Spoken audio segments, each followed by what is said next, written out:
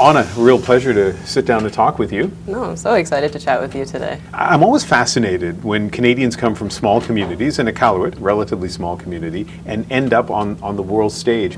When you were a kid, did you have any idea that you'd have the life you have now? No, I mean, even 5 years ago, I didn't think I'd have the life I have now, and every new job kind of comes as a surprise. As a kid, it doesn't feel like an option to act, especially growing up in the North. It wasn't, something that anybody was doing really, or not on this stage that I feel like I have now. So it's been really exciting, and everything feels like a new accomplishment. Not surprisingly, you stood out at a young age. I'm sure you're too modest to point that out yourself, but we got in touch with one of your teachers, Grace May, who said that in high school she realized that you were special in so many ways. And so in the interview with her, one of the things she said is after she looked at something you had written, the voice that you had written in was really stood out to her. So then she said, I wanted her to hear the voice that she wrote with. And experience having a microphone in front of her, a spotlight, just her, 300 people listening. And she pulled that off beautifully. That was at a Remembrance Day ceremony. Do you remember that moment? I do. I don't remember what I wrote, but I do remember that stage, yeah. It's just, to me, so cool when teachers recognize kind of future, greatness in a student. And I don't know if she played a pivotal role at all in where you've ended up. I mean, absolutely. She didn't mention that I missed so many English classes in the year following. But in grade 10, she was my drama teacher, and there was this call out for young actors for a workshop for a film called The Grizzlies. Stop right where you are. Who's got the ball? Come on, guys, you played with them, you know which hand he favors. She had approached me and said, Anna, I think this is something that you would really enjoy doing. And I was like, me? Not me. I was very shy, I was very quiet, and just very kept to myself. But I thought, why not throw my hat in the ring? I put my name down and I told my dad about it, that I was going to go and audition for this thing and see what happens. And then I tried to back out, and I got really scared, and I remember sitting on the edge of my bed being like, I can't do this, I can't go audition for something, that's wild. And then my dad had sent me a Facebook message that he was on his way. And I was like, there's no going back now. I'll go do it and see what happens. And, with Grace's support, I ended up leaving school for a couple months while we shot The Grizzlies. And Grizzlies kind of was in the back of my mind for a long time. Spring, these are fantastic. Thanks. I love The Warrior. Roger would have been totally into it too. Is there any chance you're ready to come back to school? So Grizzlies is the beginning of what is a really impressive resume that you have, especially for a relatively young actor. And so Three Pines, based on the Louise Penny books, and True Detective, the latest season of True Detective with Jodie Foster. Is it intimidating at all to work with somebody like Jodie Foster? I mean, working with someone like Jodie Foster is one of those things where you never think it'll happen. And when my agent and my manager had told me, you got the role, Jodie Foster is like a part of the project, this is going to be really exciting.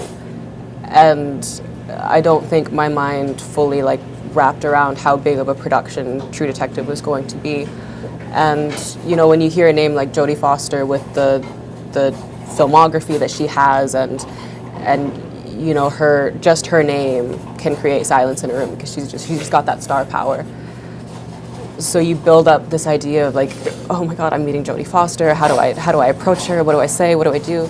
But she's very kind and very generous and a wonderful woman, and made everybody around her very comfortable and at ease. And it's been really nice for me so far in my career, especially jumping into another project where I was the lead, and it was CBC and APTN and Netflix, and that can feel like a lot of pressure. just taking it one step at a time and not making anything too big, and not attaching too much meaning to anything, just to get through the day. When people ask where I'm from, I say, think of the furthest place north you've ever been. Now keep going. Keep going. Yep, that's us. Ice Cove, Nunavut, the heart of the Arctic. So now you are the lead of a show, North of North, which is shot in your hometown, Iqaluit. What's the appeal? What's the upside of being able to do that, or maybe the downside of shooting in your hometown? I was so excited to go back to Iqaluit to film something. I moved back in with my parents, which was really exciting and fun, and I was really happy to do that.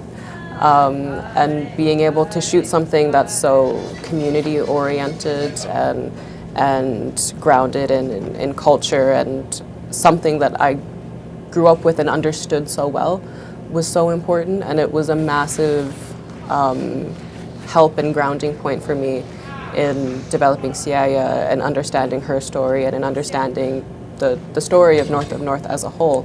And it also was just great to actually have my community around me and supporting me, and at times watching me do the embarrassing thing. Well, yeah, so there's that, right? So there are people that you know who know you, who are now seeing you act, which is not a very natural kind of thing, and so potentially embarrassing moments?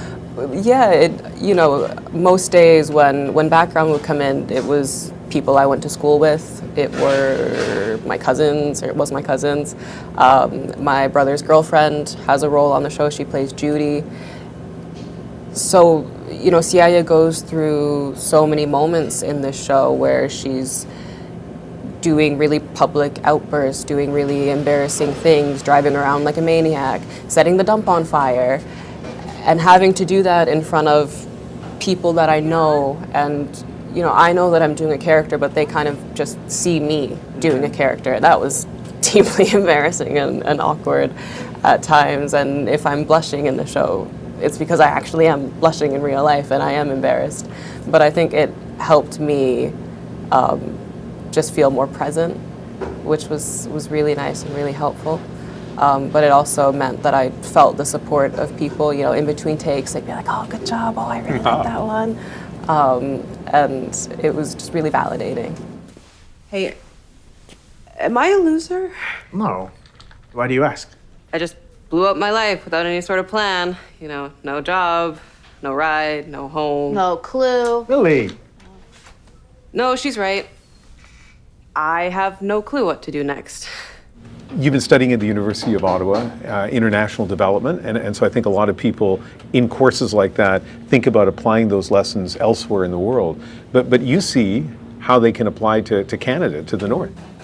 Yeah, when I was picking what I wanted to study for university, international development stood out to me because I, grew up in Iqaluit and was so acutely aware of the social issues that were impacting my community, that impact my family, that impact me.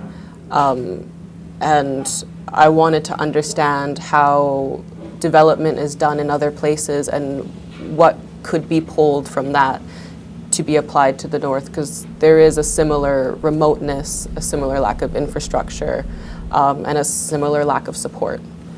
So I wanted to go and learn about how to deal with things, most specifically like housing. The housing crisis in Nunavut, I think, is one of the biggest issues that we're facing in the territory today, because how can you solve everything else when you don't have a safe home to live in, you don't have a place to go back to? How do we end these vicious cycles that cause trauma if we don't have safe homes?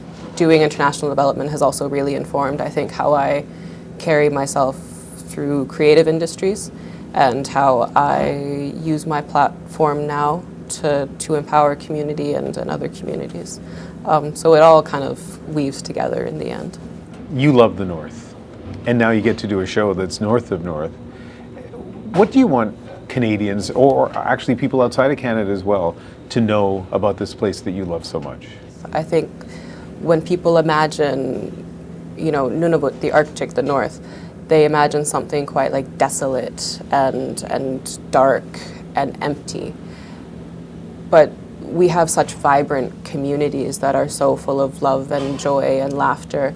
And even though there is a long history of colonialism and trauma, and that does impact our communities deeply, that we manage and we get through it. So I really hope people can see the North as I understand it, as someone from the North, and get a more authentic idea of how we live. It's been a real pleasure talking to you. Thank you very much. Thank you so much. It's been a great conversation.